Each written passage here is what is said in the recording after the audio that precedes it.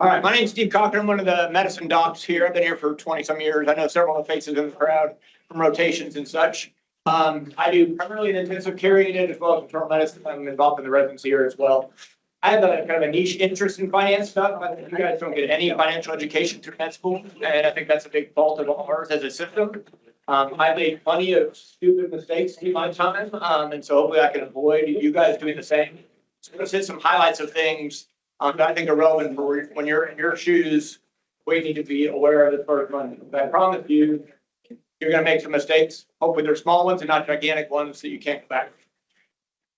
I have no designations after my name as far as financial stuff. So you get what you pay for. I'm here for free. That's what this guy's. And I don't have any crystal ball. I can't tell you what's coming next as far as the cool financial things of the world. But I'm going to tell you right now, you're going to be swimming with sharks very shortly. People are going to be calling you, asking you, old friends you haven't seen in 10 years, like, hey, that's a doctor so-and-so. I want to go ahead and have lunch or dinner with that guy and see if I can get him signed up for whatever business thing.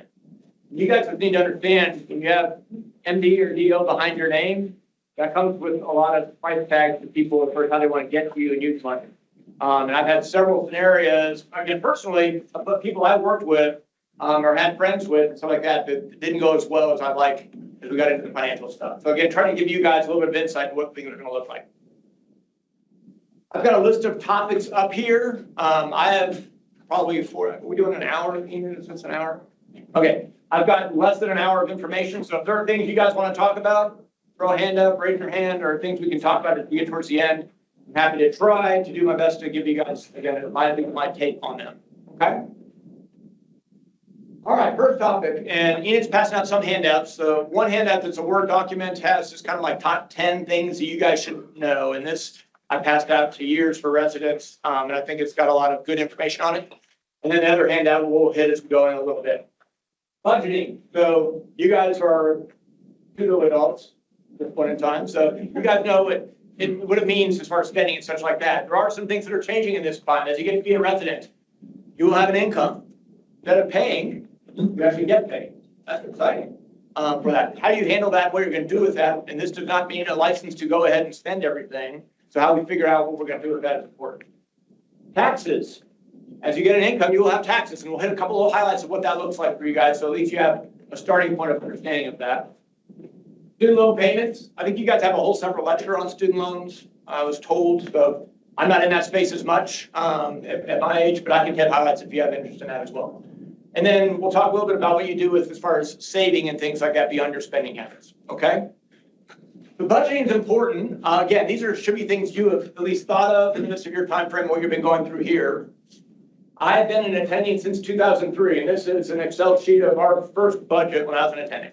So this is something you're going to need to do in some capacity, whatever that may look like for you. You're going to need to know what your kind of fixed expenses are, so housing, rent, whatever, utilities, car payments, student loan payments, all those kinds of things. You're good. As well as kind of what you're going to do with your time, so your excitement things. And try don't eliminate any of those things, but you just got to need to understand how much you have as far as a rope to play with in those things for that. There are a lot of avenues to keep track of those things. Here are several technology advanced scenarios of how you can do that. So I'm an old school guy, so Excel sheets are kind of my home and how I use them. But you know, Quicken, YNAB, Tiller, Every Dollar, yep, you're fine.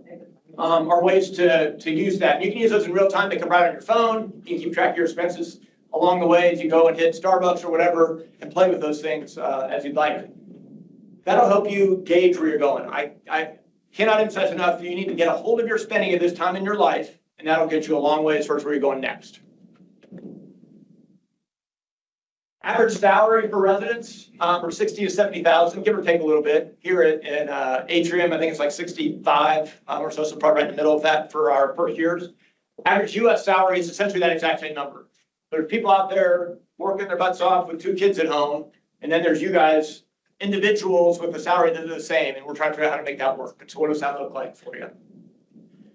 First, I think it's important to kind of understand what does a paycheck even look like? What are some data that's on this? And so that's another page that I sent you guys at the coffee. May not come up as easy up here. This is an actual resident's paycheck from 2 years ago. As far as what the data is on there. And I even remember this with several attendings said, like, you know, do you know what all these boxes mean?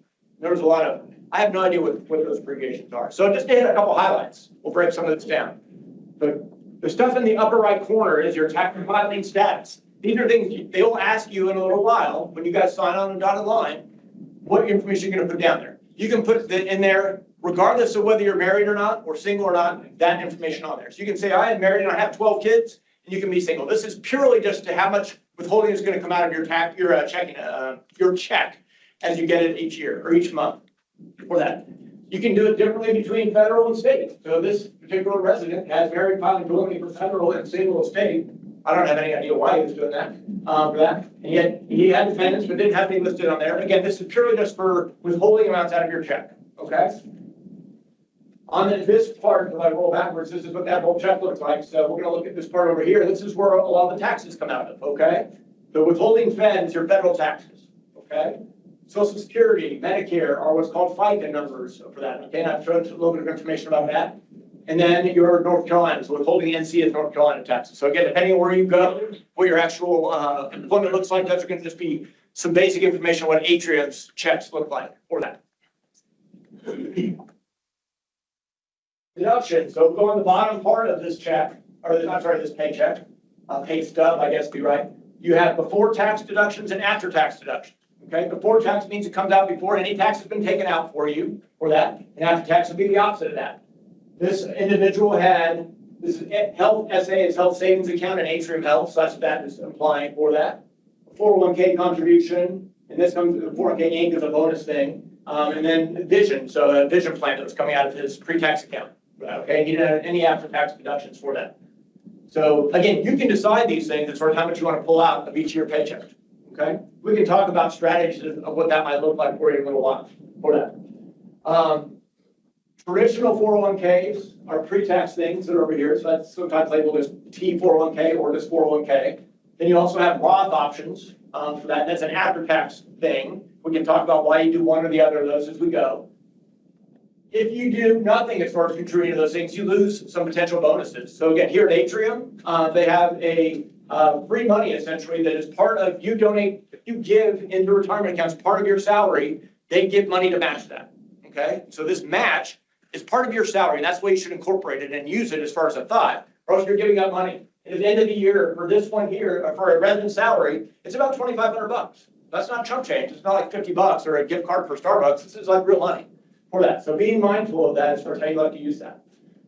Health savings account, I'll talk about that a little bit later, but that's a potential for using money from medical expenses or an investment account, and some things we can highlight as we go. And then other benefits you may pay. And every institution is going to be different. So wherever you guys end up next week, you know, some of them may have pre-set up as far as vision and dental plan. Some of them may not.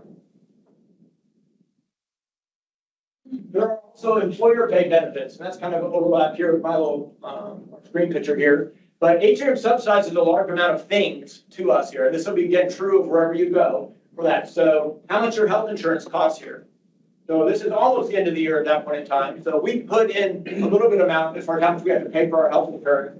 Atrium's put in about $18,000 for this individual, okay, per year. So if you bought it on the healthcare market for this exact policy, that's what it would cost for that. 401k match is already alluded to, so about $2,500. Again, so it's quite the end of the year, so that's not quite adding up to the $2,500. Live Well is an incentive program to do some specific things to help your health, and they try to benefit you with a retirement contribution for that. And then some other things that you can see listed over there on the way. There's short and long-term disability, an employee assistance program, life insurance. Okay? So sorry, did you already explain the difference between like the current and the YTD? Sure. Let me go back for that. Right, I can hit that as well. So current, and there's multiple times where it shows that. Current, this is on this paycheck. Okay, so whatever that 2-week interval is, that's how much you have in this paycheck that's coming, and what the gross amount is, what your net amount is, or whatever those things are. You can see that here as well. So current, this is what's coming out of this paycheck. YTD is year to date. Okay, so through the cumulative part of the year. Okay? All right. So the employer paid charges are just letting us know that this is what they paid for, but that's. Yeah, they're bragging. Okay, so that's not part of like our. Nothing you've had to do. This is all what they are showing you that they have contributed to your Okay. well-being, to your 401k, to your health insurance, whatever it may be. You were talking about the matching, so when we ask our residency programs, is the right way to ask that is, do you guys match, or like what? You have a match that goes into your retirement account. That'd be the way to phrase that. And if you just said if you have a match, they're probably gonna know what that means automatically for that. So a couple strong points of thought in this, that again, I consider these a lot of it part of your salary, and you just need to grab it. And you have a couple things you need to do to achieve that, okay?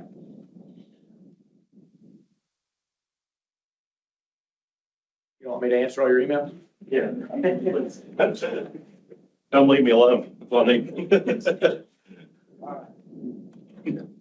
This right here, and again, every check payment's gonna be a little bit different, but this is just an atrium example for those that by chance stay in this way. This is your summary box here. So current year to date, we just explained. So this is how much this person made for their paycheck for that 2-week block, okay? And then whatever deductions were taken out, this is their net pay. This is actually going in your bank account, okay? That's reflected over here based on whatever bank account they set up for it.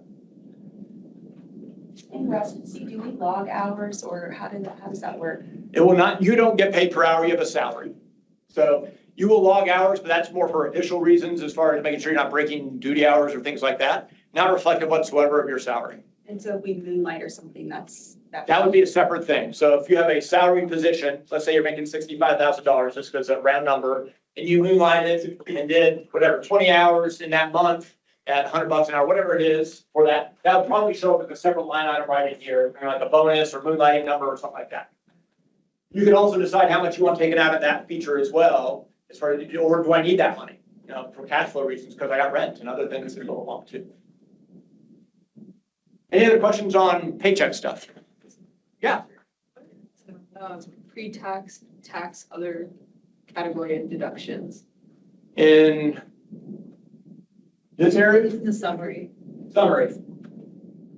So pre-tax is coming out of the bottom here. So it's kind of moving some of these sub boxes up into like a summary tab. So your pre-tax as far as whatever deductions you took out, whether that was your health savings account and your 401k specifically in this individual's paycheck that time, that bumped up there. And then tax is what's coming out of the other numbers here. So right here is your tax cumulatively along the way. That gets popped up there, so that helps them determine what your net paycheck is, or net pay is. So in this resident, their expendable is like about 1,600, but some of those deductions were investment deductions, not all like, not your money. Yeah, some of it's gonna stay with you, it's just stuff you're putting in a retirement account or such like that, that's exactly right. So their net pay, all these deductions over here, you know, they pay for their vision, all this other stuff is going to them, and it's still theirs. We'll talk about those converting a little bit. What's the EAP and the basic life PR? Yeah, so EAP is Employment Assisted Program. That's for if you have mental health counseling needs or some kind of psychiatric related things. And the other one's basic life, that's life insurance. So they have life insurance that they give you as far as policy here. Every place is a little bit different for what they'll give you as far as benefits, as far as the big picture of that. Can you give some examples of after-tax deductions? I'm sorry. Could you give some examples of after-tax deductions? So the main thing, and I'll emphasize as far as what I think you guys should do when you're having these retirement contribution things, the main thing you would be doing would be Roth contributions, okay? That, by definition, the way that is set up is essentially after tax. You paid your taxes, and then you can put money from your paycheck essentially into a retirement account. And it's gonna grow forever tax-free, and you can take it out tax-free. And at your guys' tax rates as residents, you're never gonna see those tax rates again. No matter what specialty you guys are going into, you know, making, again, 65,000, you're gonna make more than that as an attending, your taxes are gonna be higher. It's always gonna be harder to get your money out without the government taking a big chunk. How do you vet a place for profession-specific disability insurance? Say that one more time. Like, how do you go about vetting somewhere for like professional or profession-specific disability insurance? Like, if you're. So I don't have to do any more of my slides because you guys are hitting all the part. This is great. So we're gonna talk about disability insurance in a little bit. And if I don't answer your questions, we go through it, then remind me and we'll talk further. Okay? Well, paychecks are such an exciting thing.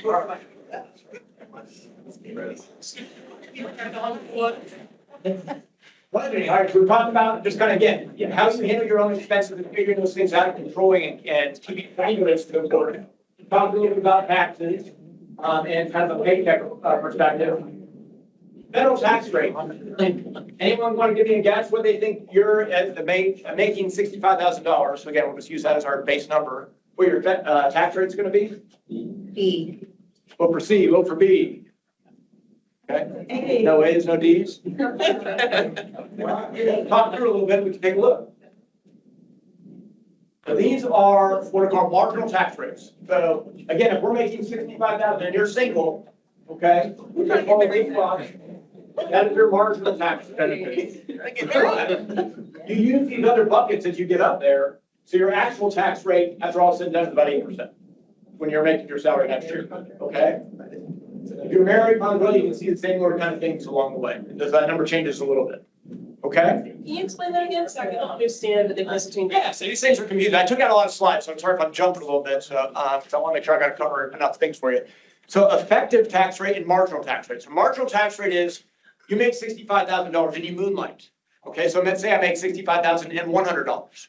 That $100 is going to be whatever rate is my marginal tax rate, whatever I'm at that point in time. Your effective tax rate is the combination of all the taxes that you pay for the year divided by your salary. And so if I made $10,000, I'm going to pay 10%. If I made $25,000, I'm going to pay 10% up to $11,000, and then the next amount I make is going to be taxed at 12. If I make $100,000, I'm going to pay part of it at 10%, part at 12, and part of the way up. So that way it's lower than your marginal tax rate. Does that make sense? Yes. Okay. Other hands, questions? Why it seems like it's more beneficial to file as a couple than why did they do it separately on the payroll? Is there a benefit to doing it separately? Yeah, so on your payroll taxes, the form you fill out is literally just dictating how much you're going to pay out of each paycheck. You're going to settle up with Uncle Sam in April of every year, based on whether you made too much money that you didn't take out or vice versa. And they'll give you a refund back. Now, everybody gets very excited. I get a refund check in April. Honestly, what you've done is just given Uncle Sam a free loan of your money that you're just getting back to yourself. Yeah. So in an ideal world, you would have essentially those numbers be even. We paid $20,000 in taxes last week for myself, which sucks. That's a big number, but that was also the point where Uncle Sam simply gave me a $20,000 loan for the year. I didn't realize how much we needed to do just based on guessing. Every year's a little bit of a guessing, you know, if you do moonlighting, how much it takes out, what is your tax rate for all those things. So it's a little bit of a guessing game. So why people choose their different tax things on that initial checkbook or pay stub we were looking at, everybody's individual. I just stole that from Residence. I could use an example to you. I don't know exactly why he did that.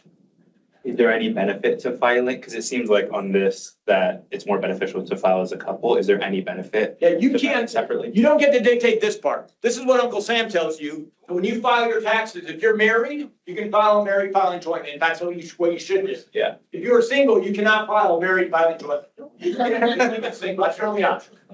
There's a couple other things. These are the main things we need to talk about in first filing things. So yeah, you don't get a choice on that. The government tells you. All right, so let's talk further about taxes, because this is a part you guys are gonna pay some money in the midst of this. We just told federal taxes are about 8% or so. FICA, this is Social Security and Medicare. So these are money, again, no matter what you decide, what tax status you are, you're gonna pay part of that taxes. That's about 7%, 7.5%, okay, out of your paycheck. And state taxes. In North Carolina, they're about 4% flat. This is an older slide, but it throws us going towards California. Be prepared for a bigger number out of your paycheck for that. You go to the red states, they have no state tax, income tax. You go to Texas, you have no additional tax of your paycheck. But they're Okay. property taxes or? They have property taxes, they have sales taxes, they have other things, but these are just income tax we're talking about. That's why I think. Okay. Yes, that's correct. So if you add this up, your total tax burden, again, in North Carolina, is about 20%. So if you're making $60-some thousand, you can do some rough math and say, I'm about $12,000 is going to go out of my paycheck for taxes in various fashions. Okay? Now there's ways to decrease this, but we're not going to get into that right now. All right, we're good with taxes and the paycheck stuff. All right. Should I buy a house? All right. People, you guys are getting into the next step. So in 3 months, you're going to be looking for a place to live. Who wants to buy a house? A couple folks, yes. All right. Individual decision. I think a majority of not raising your hands is probably the right decision.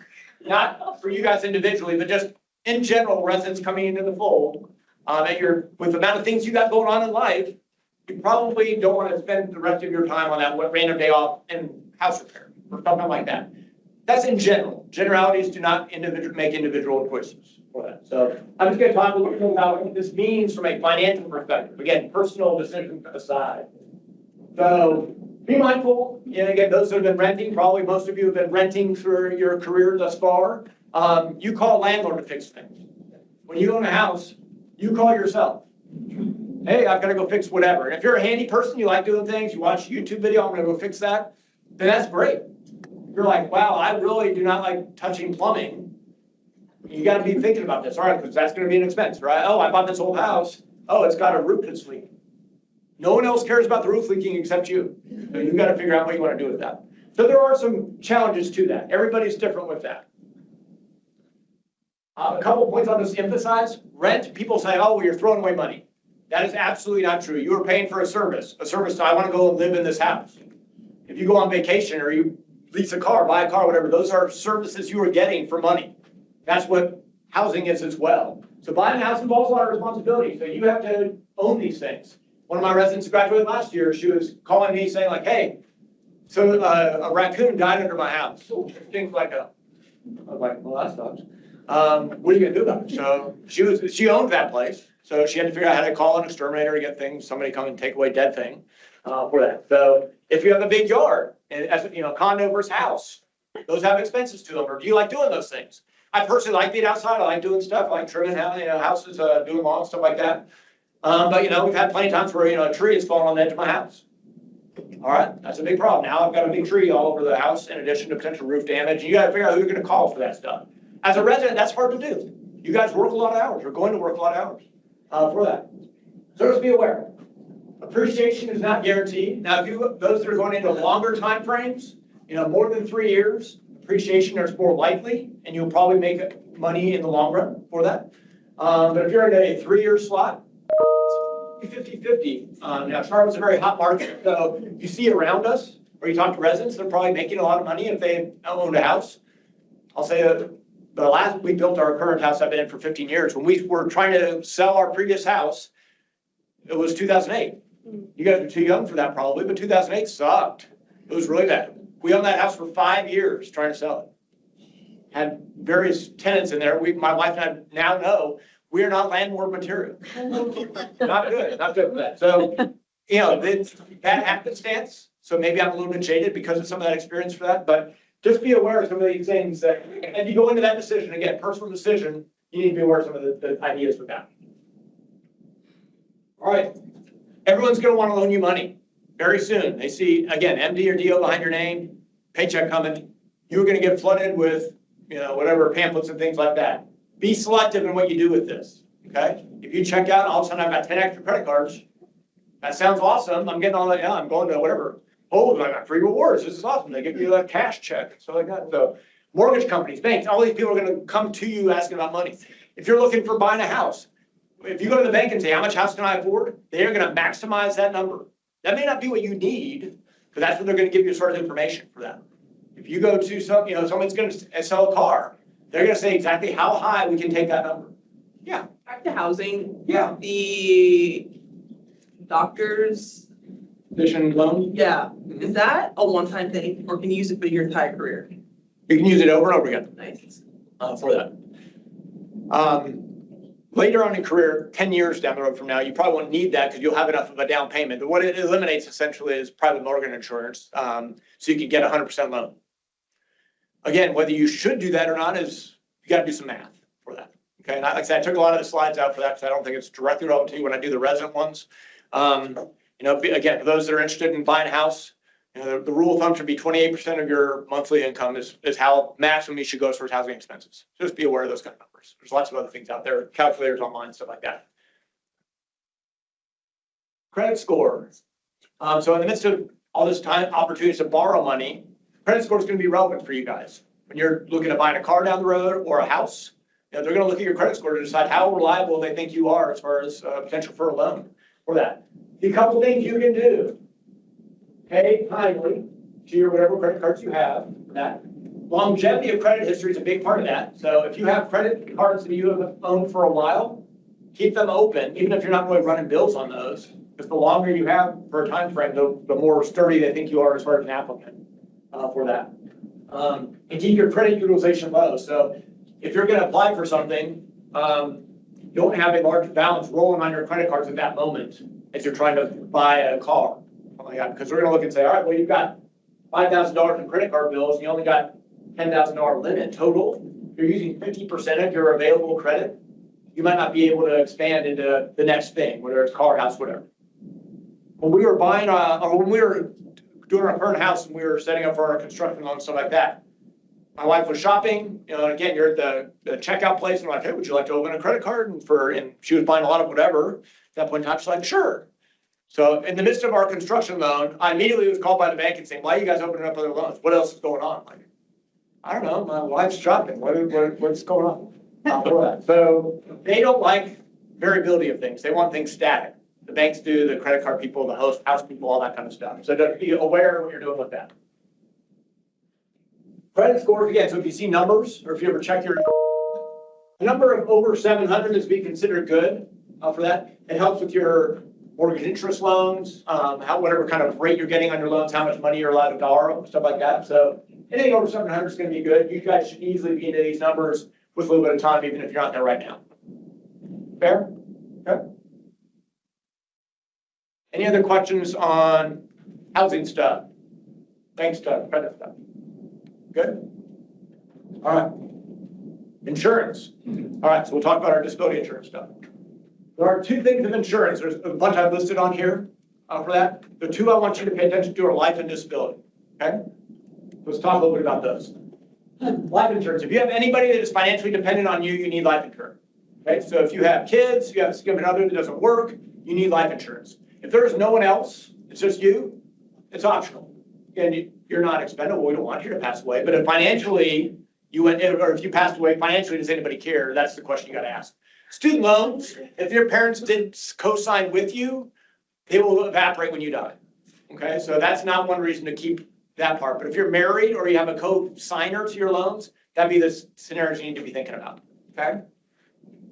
There are several different kinds of life insurance. What you want is what I haven't read. So it's something called term life insurance for those that actually need this, whether you need it now or down the road, just things to remember. Okay. It is inexpensive and it comes in what's called a level policy. Level term means it's going to be the same amount every month or every year for the duration of however long you buy it. Okay. If I buy a 10-year policy and it's $500 a year, that's how much it's going to be on year 1 as well as year 9. Okay. This goes away when you die, or when you don't, if you don't die. So if the term is 10 years and I'm alive after 10 years, it goes away. So I paid $500 a month, a year for 10 years. So I spent $5,000 banking on myself that hopefully I'm going to live past that, and it's going to be thrown away. But this is very important for if you died on year 2, then whoever you're attached to as far as your beneficiaries is going to reap those rewards for that. Okay.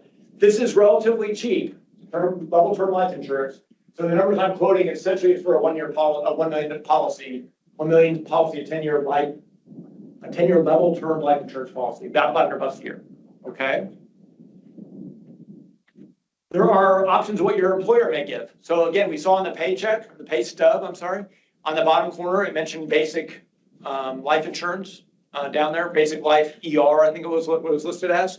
So there may be parts of your benefits package as you're doing your residency that already is incorporated. So you may not need something on top of that. You need to find out what that means, what that looks like for that.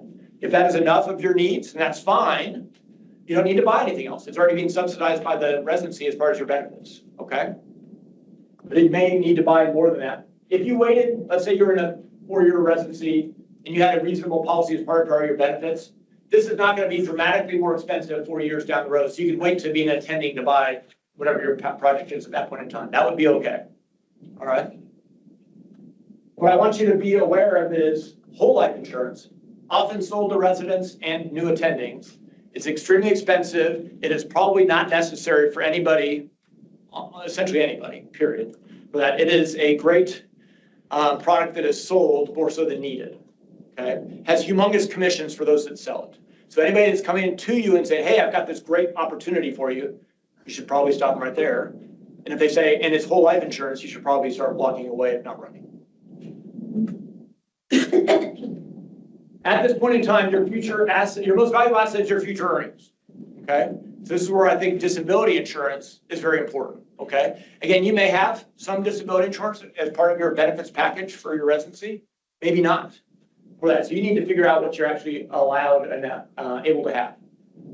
This is one that I really think you need now. This is a necessary expense as you get to residency. Now, meaning in 3 months, not today, for that. People get injured, hurt, disabled all the time for that. And you need a backup plan for that contingency, for that. Skip that part there. Short-term disability will pay for up to 90 days or 3 months, okay? So that's that, when we saw again on that pay stub, it mentioned short-term disability and long-term disability. Long-term disability comes in after what's called an elimination period. So after 3 months, it's gonna start. And it'll subsidize you up until you're no longer disabled or potentially all the way until you're 65 years old. So again, your guys are counting on paychecks coming in. We just talked about the excitement of that, okay? And a year, 3 months, and then in a year, 5 years, whatever that may be along the way, keep going. You're expecting income to come back to you. If you get disabled, what does that look like for you? Maybe I can't work anymore. Maybe I'm working at a markedly diminished capacity than what I thought I was gonna be doing. So you need to be prepared for that kind of scenario. You can typically insure up to about 2/3 of your salary. So again, as a resident person attending, those are very different numbers for that. So you'll probably change this path along the way. There are individual and group policies. So a group policy is, Atrium may say, hey, we have a policy and it doesn't change. You don't have to take any special exams for it, but anybody can sign up for it. So, anybody's an Atrium employee up to whatever it is, 60% of their salary.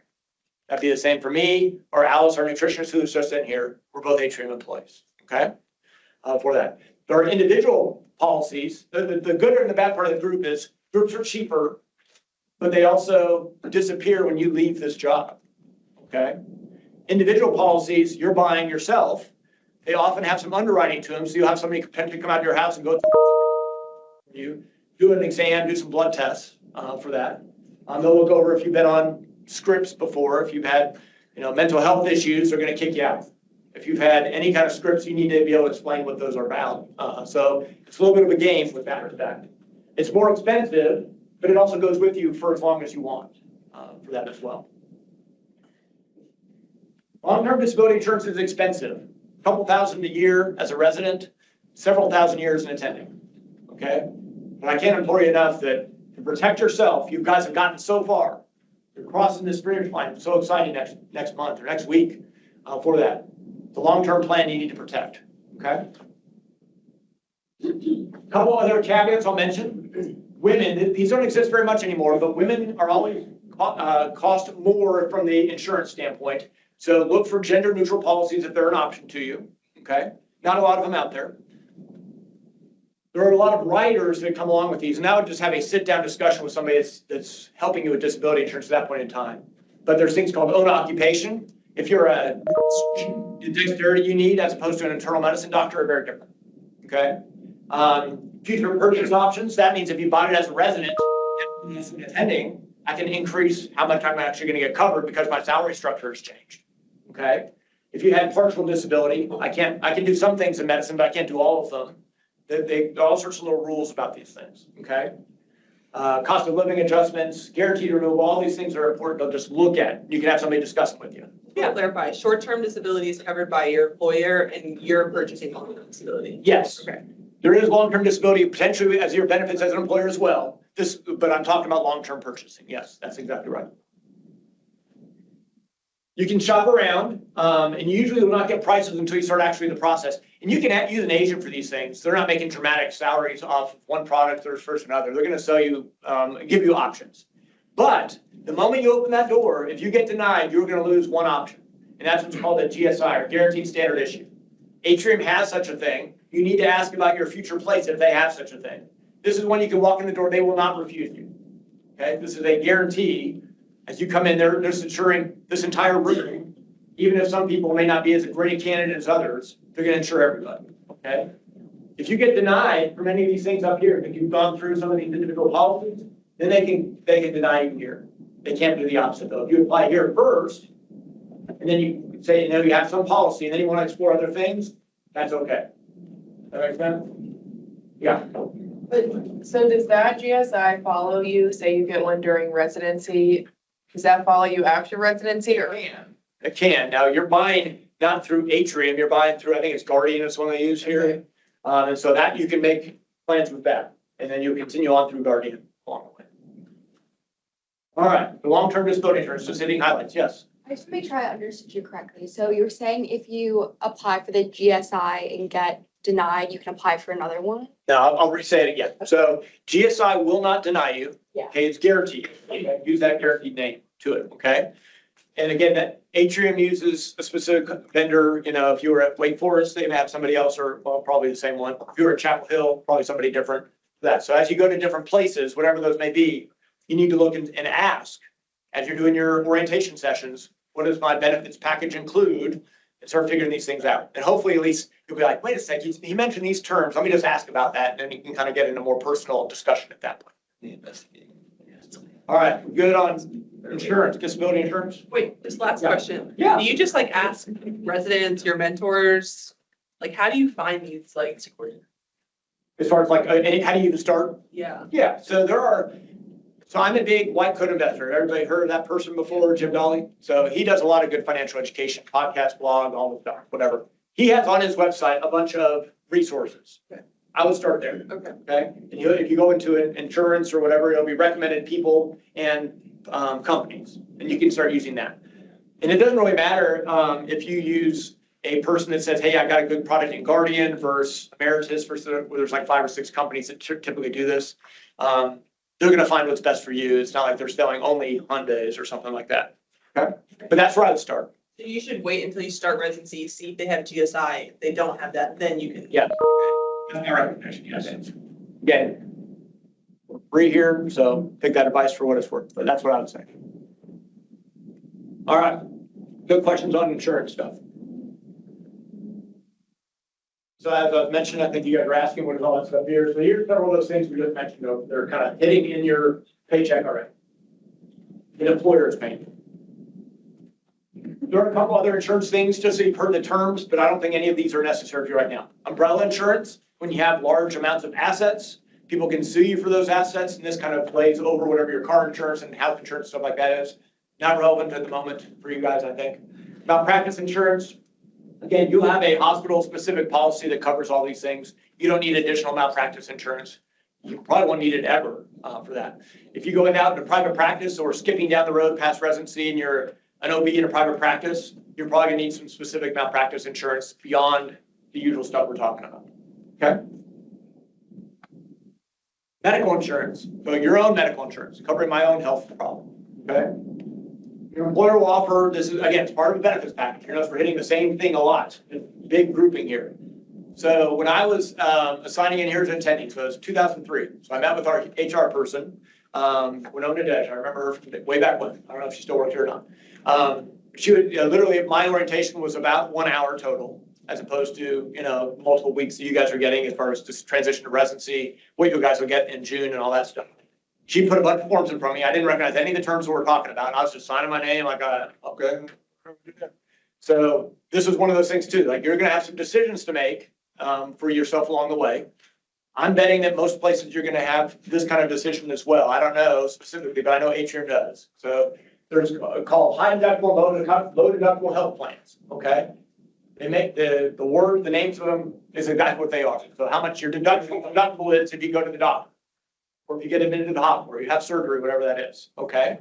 If you know you already have a significant amount of medical needs that you're gonna be paying for, then probably a low deductible health plan is what you want. Because every time you have to go see that specialist, instead of it being $100, it's gonna be $40 or whatever that may look like. Or the medicines are all gonna essentially have the same cost to them, but if you got been into the hospital, what your max out of cost may be slightly different from a low versus high deductible plan, okay? It comes with what's called a flexible spending account, so you may see an FSA plan, okay? You guys have any of those or know that stuff? Okay, so a flexible spending account is money you can pull out of your paycheck and use it for medical expenses. So it comes out pre-tax. That person is going to put a 10 or 20% tax on it, but it also is only good for the calendar year. So if you know I'm having surgery or I'm having braces put on or whatever that is in October, you can save up for your paychecks for that. get a little bit of tax savings and use all that money that year on your big expense. But if December 31st hits and you haven't used any of that money, that just goes away. You just donated it to wherever the heck it goes, I don't know, Atrium. That, okay? So flexible spending account, nice little bit of tax savings. Again, your guys' tax rates are not gonna be that high, so a little bit of tax savings, every little bit helps for that. But it also goes away at the end of the year if you didn't use it, okay? The high deductible health plans come with what's called a health savings account, so you may see this listed as an HSA account. If you do not have major medical expenses, this is what I would encourage you to look at, okay? Not mandating, again, you gotta do your own thinking, research, and personal decisions, but this is what I would tell you to do if you had no other option, no other needs or concerns, okay? And it's mostly because of the health savings account. This is money you can take out pre-tax, just like we said the flex spending account does, but this is one that lasts forever. So it doesn't go with it in December 31st. If I didn't use it this year, it just stays in that account. And in fact, what I would encourage people to do, and I do this with residents a lot, is put money in it, and if you can cash flow your medical expenses, do that. Keep the money in there. In fact, keep it in there until you're 60. Because this went in tax-free. Again, your guys' tax rate's not a big deal, but something. It's gonna grow tax-free, so you don't get taxed on it at all. And if you take it out for medical expenses later on, you get it out tax-free. There's no other account that does have deferred retirement stuff. You can use that money for like future kids or. Absolutely. Anybody's attached to your family? Yep. So my kids, all three of my kids have had braces. This is what these medical expenses have gone. I haven't used our health savings account at all though. But those are medical expenses you can use them for. And what I would recommend you doing, if you're getting savvy with this, is keep track of your medical expenses on whatever format you like to do. Keep them all in a folder. And so if you've got $5,000 of medical expenses this year, and let's say you can afford to pay for those things out of your cash, not like I'm going into credit card debt for this. And then keep your money in your HSA account, let it keep growing. Let it just keep going and going and going. And so I have, again, I've been here for a while, so 10 plus years that this has existed. I don't know, $40,000 or $50,000 of medical expenses that are sitting at home on receipts that we have paid for. And the health savings account I haven't touched, and this is growing. And eventually I can take out any amount of money that I have expenses for, I can take that out right now. So if I have $40,000 in expenses, now I want to buy that house, and I don't have, physician mortgage or whatever opportunity at that time for some reason, I can take $40,000 out of that account anytime I want. So that's a nice benefit. So it's kind of like your backup at all times. But if you can save that until you're retiring or whatever, and it grows and grows and grows, you don't have any accounts that are going to do that. We'll talk about some of the basics of retirement accounts, but you don't have anything that's going to keep doing that forever. Okay? So a very powerful account. I put it right behind getting your match as far as your retirement accounts. This is what I would fund next. And I'll outline those for you. You max that out or? HSA account, absolutely. So the maximums I had on a separate page. For a single, it's like 3,800 or something like that. And for a family, it's like 8,500, give or take a smidge on those numbers. Is there a line on the tax form for HSA accounts to decrease like your total money potentially owed? As far as like when you're paying taxes each year? Yeah. Like how you can do like an IRA and deduct. Yep. That. So it lines out, it's gonna be absolutely recognized because it comes out of your account on your paycheck. Okay? So that's the traditional way to do it. You can have a separate one, but in general, you're gonna do it off a paycheck. And so it's never gonna be seen by taxes. When you do your taxes, you won't have to pay for it. Any money that you pull from this account though, can it be used for health services? So up until, this is getting more technical, but the short answer is yes. If you needed it and you didn't have medical expenses, but I've got $10,000 in this account and I've got it some emergency, you can take it out with a penalty. And if you're all the way to age 59, then you can take it out and it's like a regular 401k. So there's a couple funny avenues down the road for that. So if there's like more benefits to the HSA, why do people use an FSA even? Like, because the HSA. If you have a lot of medical expenses every year, you can do some math and say, all right, this is a cool account. I just told you I'm selling it. It's like I'm like buying insurance on this thing for you guys. But if this is going to save you a lot of money because I know I've got, a baby that's going to be delivered and I know the expenses of that in these two programs, this is much less. You got to just make your choice there. I mean, it might be saving you thousands of dollars to do the FSA account. But if you don't have big expenses, I personally, and a lot of medical companies are trying to put you to a high deductible account because it's less expense for them as well, but it's also a nice benefit with this HSA thing. Okay? Can you do both at the same time? All these things have a yes to them. There is an FSA dependent care thing, just separate from the medical expense thing. So you could do theoretically an HSA account. You cannot do an FSA and an HSA because you have to be one or the other as far as your medical insurance. You can do dependent care separate from that as well. So there is a little bit of caveat. Generally, can you switch years? So like if one year you anticipate needs, but then the next Yeah. year you want to switch to an HSA? Yes. So there's several residents who are like, hey, I know my wife's having a baby. She's due in October. I'm staying on my FSA account. But into January, I might be interested in an HSA account depending on if things go well with delivery or something like that. So yes, you can. And that money stays in your HSA? Yeah. So if you change to an FSA, because I know I got something coming, yeah, you can keep your HSA accounts yours. It stays there perpetually, even if you come off a high deductible plan. And it's transportable too. So if you do it as a resident, you go to your next job, your HSA is yours. It's not like it belongs to anybody else. The money that you put into your HSA, is that, do you decide how much that is? There's a max to it, but you can say, I'm gonna put $2,000 in this year. So it comes out each paycheck, whatever that division is. All right. All right, talked about a couple of those things. Let's talk about retirement accounts a little bit, okay? There's a lot of abbreviations. These mean nothing, okay? You only need to know one of them, really, in my opinion, on this one. So we're gonna hit the highlights of that. 401k is probably the only one you guys need to know about, okay? All these other things, their IRA is probably another one we could talk about a little bit, but this will be helpful. All right, so this is gonna be the most common we talk about. Again, at Atria, and I'm betting in most places, they're gonna have some kind of match program. So if you ask them, do you have a match for my 401k? That's the way you wanna phrase that to an HR person for that. You can get additional money from that part too. They're trying to help you fund your own retirement.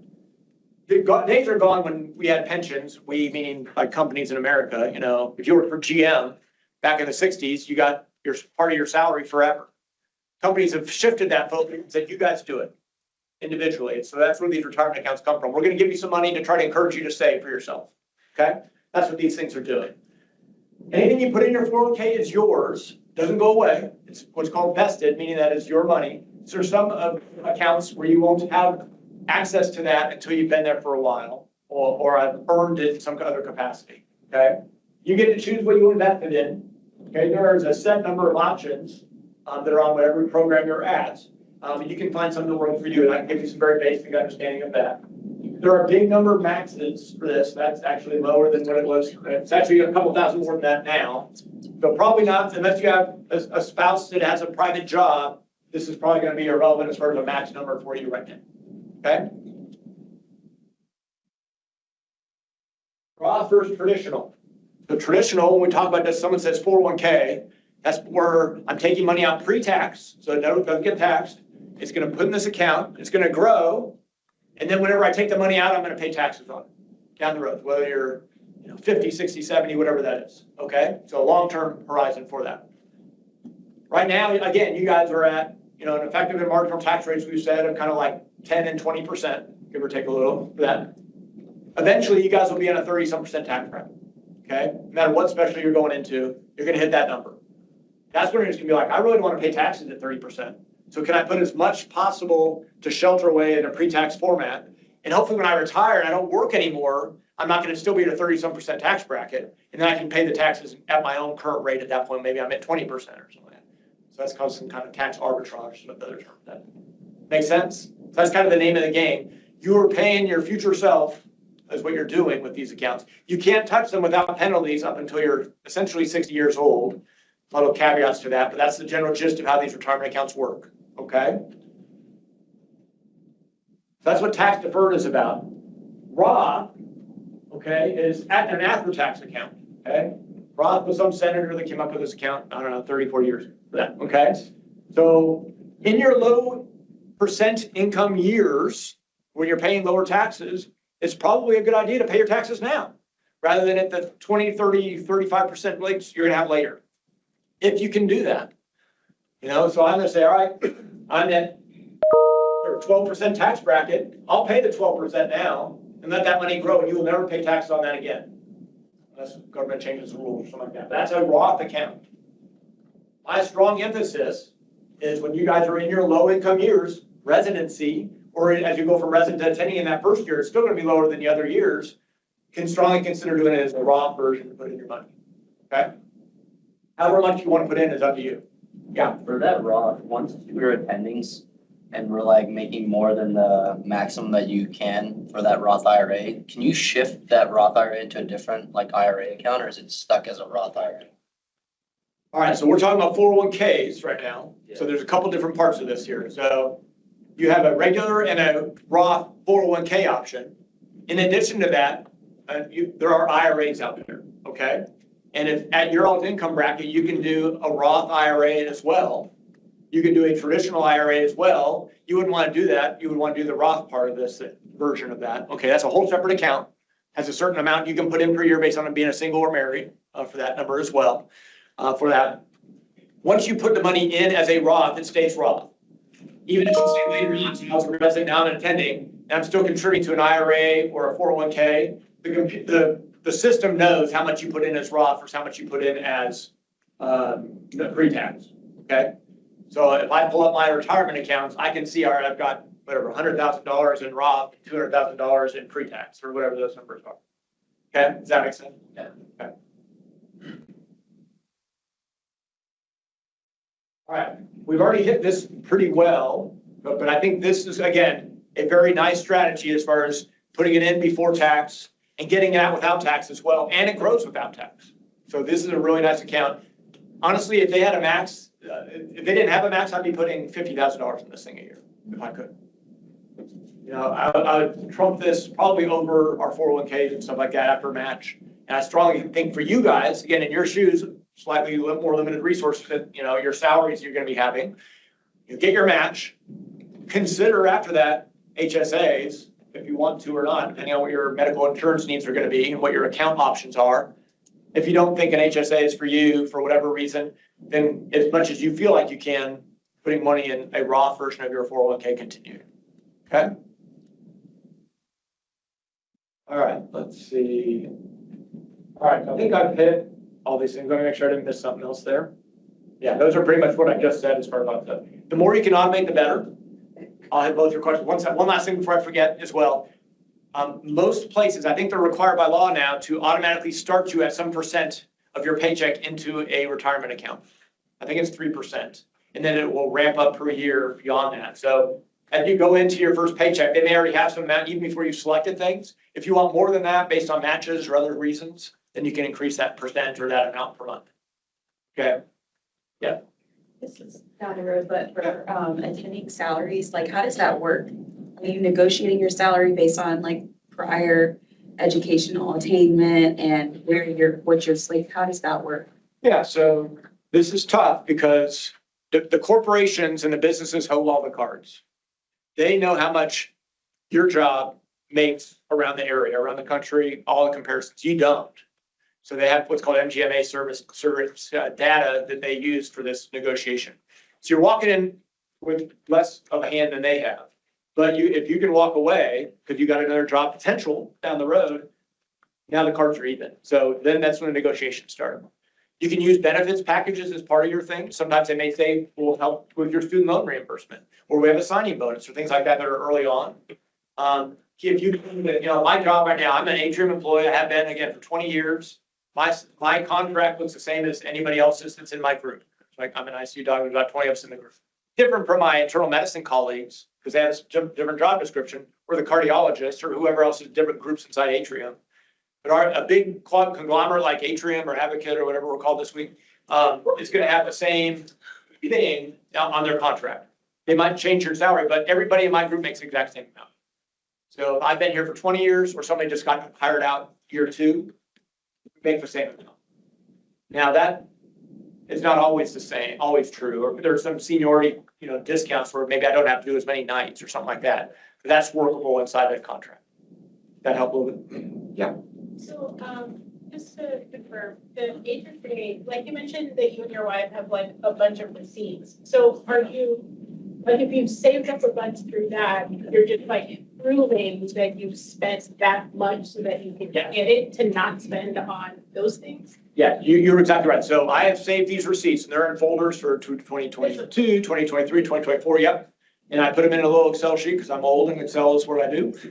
So I write down all those things in there. And so I said, all right, this year we spent $5,000 in medical expenses. I got all the receipts sitting there. And on my little sheet, I can say, all right, I can take $5,000 out right now because I have the documentation that I have medical expenses I can use that money for. But don't use it for those things? I know. No. If you can cash flow it, and again, that's a big if, especially in residency, when you got so many needs for cash for this. If you can afford your various expenses, then I would pay for your expenses and keep your money in your HSA. Right. This discussion last year started with some of my previous interns that I was working with. And I walked in, we were gonna start our rounds, and the intern was on Sephora. And she was going into dermatology, so she likes her Sephora stuff. But she was using her HSA money, and she said, she got a little thing, it said like, hey, it's time to use your HSA money. And she was like, oh, I'm gonna buy this or that or whatever. So when she was talking about that, I said, can I give you 5 minutes to talk about this and we'll see it? And so after we talked, she's like, all right, I'm not doing Sephora. I'm gonna save it. If you can't save it. You save it, that's HSA money for non-medical expenses if you don't. Medical. Basically, like, why did you save it if it's only good for medical expenses? So if I get paid right now, I will do so and let that money grow sitting over here in this account.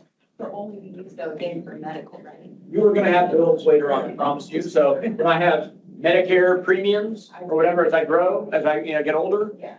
I'm gonna have bills that I have to pay. So I know that I'm gonna have medical expenses of some kind down the road. So I'm just kind of bookmarking what I do. Yeah, defer to the term. So if I have $50,000 that I have spent on medical expenses, because I got 3 kids, they're expensive, along the way. And so I paid all my medical expenses for them, braces and whatever other things along the way. Now I've got receipts of $50,000. And now let's say I had an emergency. I need to buy a new whatever. I can take $50,000 out of that HSA account right now because I'm saying like, I'm gonna reimburse myself for the expenses I already paid that are medical. I already spent the medical stuff. Why, but I only if I have documentation that I paid something medical. You're paying yourself later. Yeah. Is there like a, Yes, if you wait. like a timeline where like you can't receive this like how many of your? Questions in the back? I'm sorry, I got delayed on your, anything else? I think I was just gonna ask.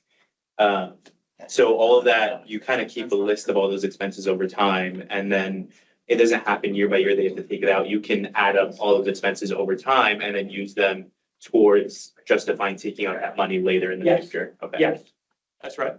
That makes sense. I know we've said it a couple times. I'm trying to make sure I'm getting it right for you. Yeah. Like you'd rather keep it in the account and not take it out to pay for those like daily occurrences because the interest. It's growing. Okay. It's invested. And so it's sitting there, it's doing whatever your other retirement accounts are going at 5, 6, 10%, whatever. It's gonna keep going. So now I've got extra money that's going in there that I can use. It's not, I don't have to pay tax or anything on it. So eventually I'll use it, but I just kind of like got a little extra nest egg out of that. Figure that out. Till then, play the game. Am I good? All right, a couple last things and then we'll finish up, okay? Rest of the week. What do you invest in? All right, so we're talking about putting money in these things. So from an HSA account, you have to have at least $1,000 in and then it'll let you invest. Okay, so it may take you a year before you actually have enough money to play with in there, but you can look at your account for that. In your retirement accounts, you can start investing at $1 for that. There are lots of different ways to do this. A simple approach, again, at your old age, we put it all in equities, meaning stocks. You can put it in S&P 500 and just let it sit there, whatever version of that you want. There are target date funds, so just a Vanguard example, that is very heavy in aggressive stuff early on, and as you get older, it'll drop it down for you. So it'll say I can target date fund for the age of, retirement in 2075. Okay, so again, whatever, 40, 50 years from now, expecting you to work that long, or again, you can play with these later, but it'll get much more conservative then. But you want to be aggressive early in your career. You got a long horizon. The stock market tanks this week, awesome, buy more. This is, when you're getting right to retirement, very bad. I don't like this anymore. Now I've worked another year, okay? So early on, be aggressive, okay? My last topic, and then again, we can talk further as you guys are asking all great questions. Financial advice. So again, I'm free, but that's is a non-CPA, non-whatever sort of thing. This is just a hobby of mine, okay? For that. Be aware of where you're getting advice from and what you're paying, okay? There's a lot of different versions of this that are out there. My wife and I, we were both new physicians. We came down from Wake Forest. That's where we did our residency, and came down to Charlotte area. And the bank people were meeting with us. Hey, we can set you up with this great loan product and all this stuff. We're just like, oh, Reed's here. This is amazing. We're so awesome. For that, we'll set you up with the whatever special customer people that go up to the second floor of the bank, and so we can give you a financial advice. We've never had any money before. No one knows what to do. We've never done this before. So we didn't realize that all that stuff has hidden fees. Everything has a hidden fee. Everybody that's going to come and talk to you, again, you're going to start swimming with sharks. Be aware of what you're asking and what you're getting for that, and how people get paid. Do not be afraid to ask, how do you get compensated? Absolutely ask that. First question out of your mouth should be asked for that. The bank advisors, the bank advisor we had, nice guy, got a lot of good social discussions about things, football, all this stuff. Yeah, he put us in a lot of Bank of America specific funds that we couldn't untangle for 7 years. That just because they had a lot of front-loaded fees that had penalties if we pulled them out for that. We had no idea what we were doing. F shares, I don't know. Insurance salespeople, if they talk about insurance products, be aware that might not be a financial advisor, that might be an insurance salesman. If they mention the words whole life, you run the other way, okay? Financial advisors, again, ask, how's our relationship work in this respect?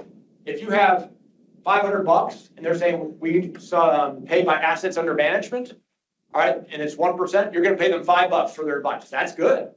You're never gonna get a deal like that, okay?